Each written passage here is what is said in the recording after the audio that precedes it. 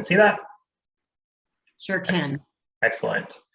So I'm the manager of the social procurement team at PSPC. I've been with the department for a little over 2 years. And in that time, in addition to social procurement, I worked with the accessible and green procurement teams as well. So all these different teams at PSPC, as well as PAC and the other teams you'll be hearing from today, we work really closely together because all these different files are very interrelated and they're very tied into the concept of a circular economy. So while we might, from a policy and legislative perspective, we're working on these things separately, they all really do tie into sort of the general idea of modernizing the procurement system and making it so that it can address things like circular economy principles. So today I'm going to be talking a bit about social procurement specifically at PSPC and the development and implementation of our new social procurement policy and how that ties into general concepts of circular economy and supplier diversity.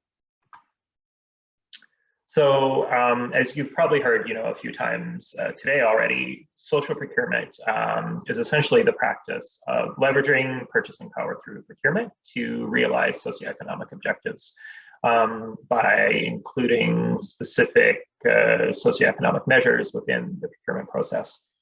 So most obvious objectives there for social procurement include advancing diversity and inclusion through improving supplier diversity in federal procurement. But it can also be focused on things like enhancing competition, promoting job creation and training, ensuring that we have a flow of economic and social advantages from purchases through small, medium enterprises, social enterprises, social purpose organizations, and encouraging socially responsible business conduct. So for us at PSPC, and for the government overall, so the concept of best value, which is something we talk about a lot in the federal government when it comes to procurement. So best value means essentially that that the government is getting the most for its spending and for the dollars that it spends. And things like social procurement and circular economy mean that you're not just looking at the direct effects of a particular procurement, the good or service that you're procuring, but you're looking at the overall socioeconomic benefits of that purchase. And so social procurement is one of those means that we use to ensure that those things are being integrated into the procurement process. So this slide is just talking a bit about where these commitments are coming from. So I think it was Tim that mentioned in his presentation that the current federal government has had a really strong commitment to supplier diversity and social procurement. And you can see this reflected in a number of different documents that we use in the government to sort of look at what our strategic direction is. So fall economic statements, speech from the throne, budgets, mandate letters, all these things have a really strong commitment to creating opportunities for specific communities, such as women, Black and Indigenous communities, and diversifying the federal supplier base, along with supporting small businesses, modernizing procurement. And so I'll talk a bit about what the outcomes are that are coming from those commitments. The current government was reelected. We don't know yet if we'll have a new minister, we'll have new mandate letters, but I think the signs are pretty strong. As you can see, since this government's been in power, these things have been high priorities for them. So we don't really foresee a change in that. So we see things like supplier diversity, circular economy, Indigenous procurement as continuing to be strong priorities, and we would expect to see those in our next ministerial mandate.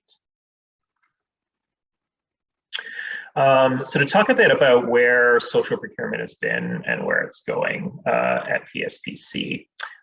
In 2018, PSPC worked with Treasury Board to develop a 2-year experimentation cycle looking at how to generate socioeconomic outcomes through procurement.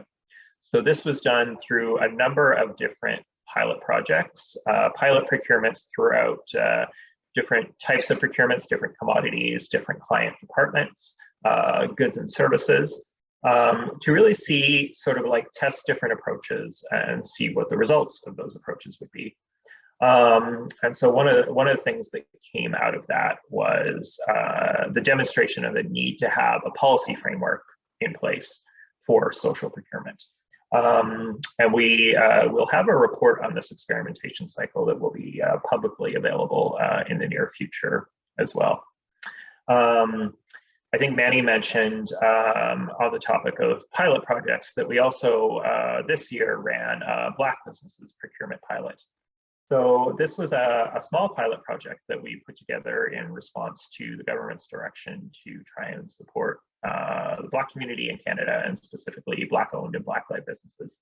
So we worked with our regional offices and PSPC to identify particular procurements that were well suited for participation by small medium enterprises owned or led by Black Canadians.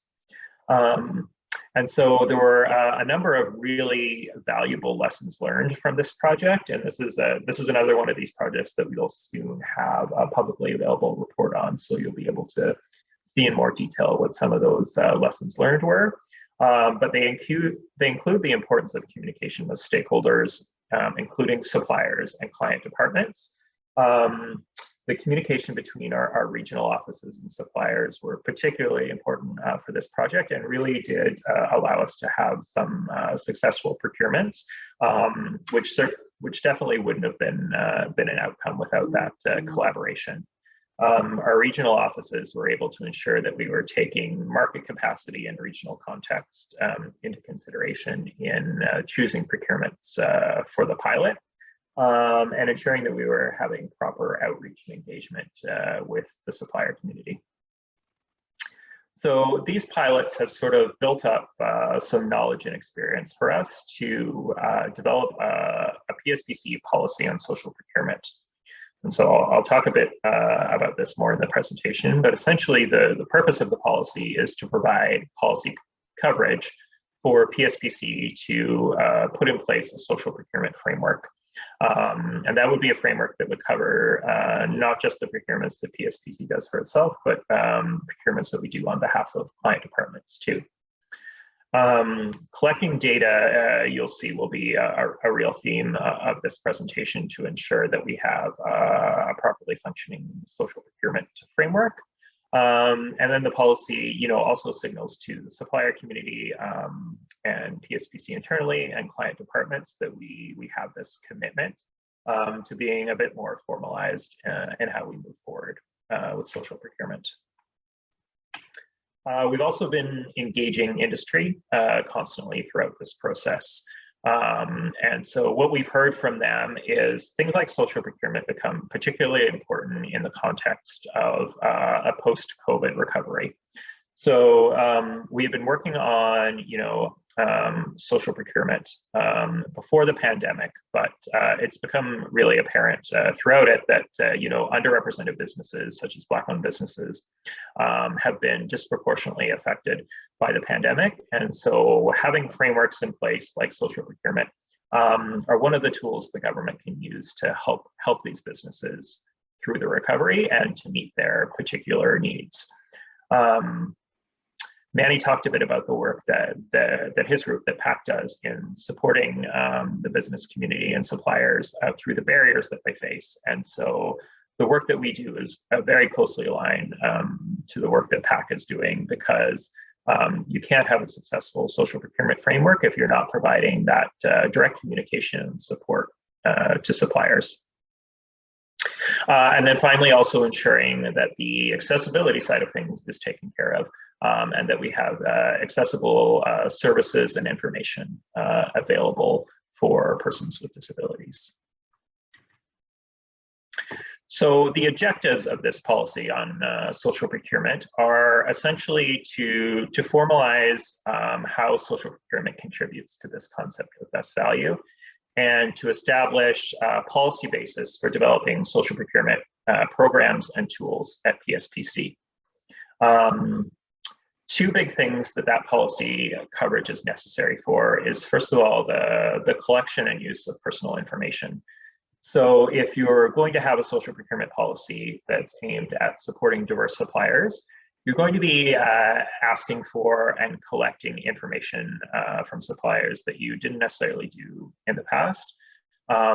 If you want to have a social procurement program that supports, women-owned businesses, then you need to be asking businesses if they're women-owned. The same goes for, for the Black business pilot. We had to ask businesses to attest to the fact that they were Black-owned or Black-led. So you're asking personal questions of business owners and leaders. And so the government takes privacy very seriously, and so you need to have a solid policy foundation in place for how you're going to collect and use that personal information. And this ties in really closely with the development of the electronic procurement system that Manny was mentioning. And then also making sure that we have a policy and legal foundation in place to take advantage of provisions that we have in trade agreements to do social procurement. So one of the common questions we get when we talk about social procurement is how that interacts with trade agreements. And most of our trade agreements do have provisions that allow you to establish set-aside programs for assisting certain types of businesses. And so putting a policy in place allows us to move one step further towards actually being able to leverage those set-aside provisions. So a lot of this work on social procurement ties into our supplier diversity action plan, which is positioning all that work that we did in the pilot projects that I mentioned, launching our policy on social procurement, which we did in May, and then working with the supplier community stakeholders, particularly those representing underrepresented groups, to move forward with social procurement. An important part of this plan is the launching and rebranding of OSME into Procurement Assistance Canada, and the work that Manny and his team does to update their mandate and the work that they do to support all suppliers, but in particular underrepresented groups. And again, ensuring that we have the proper data we need to establish baselines for social procurement. So another common question that we get is, whether we're establishing metrics and targets when it comes to social procurement. If you want to increase the diversity of your supplier base, then you need to understand what the baseline diversity is. And we don't have a lot of good data right now on some of those characteristics of our supplier base, right? Being able to say what percentage of our business is going to, small businesses owned by Black Canadians, small women-owned businesses, social purpose organizations, things like that.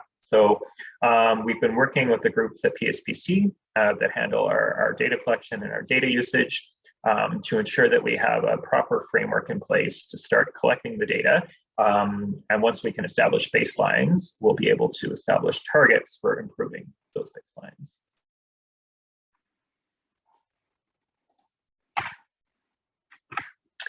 So engagement is important when it comes to working with underrepresented suppliers and moving forward with social procurement. So we've been putting out a series of RFIs, requests for information, with industry associations and businesses.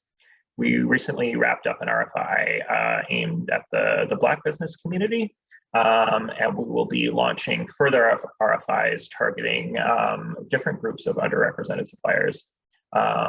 Businesses owned or led by those in the LGBTQ community, visible minorities, and just working on ensuring that we are reaching out to all the underrepresented groups and underrepresented suppliers who could potentially benefit from social procurement.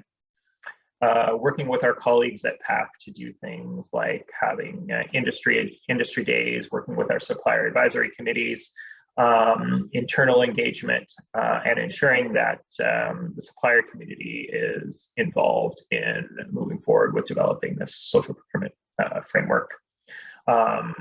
We've been working closely with colleagues in other departments. We have an ADM level interdepartmental group, and we've been working with TBS because the government does have a government-wide commitment to social procurement. So I'm talking a bit today about what we're doing at PSPC, But I think it's certainly the government's overall strategy to try to move to a place where social procurement is something that's being done government-wide. So even in those procurements where PSPC isn't the lead, we'll want to have a framework for social procurement.